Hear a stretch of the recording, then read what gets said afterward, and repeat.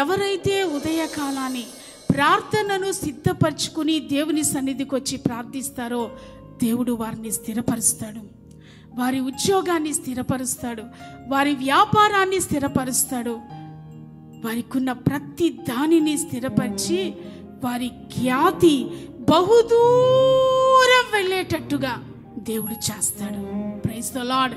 అంతటి ఘనమైన కార్యాలు, అంతటి ఆశ్చర్యకరమైన కార్యాలు, అంతటి ఉన్నతమైన కార్యాలు చేయడానికి మన దేవుడు శక్తి కలిగిన దేవుడు, సామర్థ్యము కలిగిన దేవుడు. Praise the lord. ఎన్నో ఉండొచ్చు దేవుని బిడ్డలారా, మనం కష్టపడి చదువుతుండొచ్చు, కష్టపడి ఉద్యోగం చేస్తుండొచ్చు.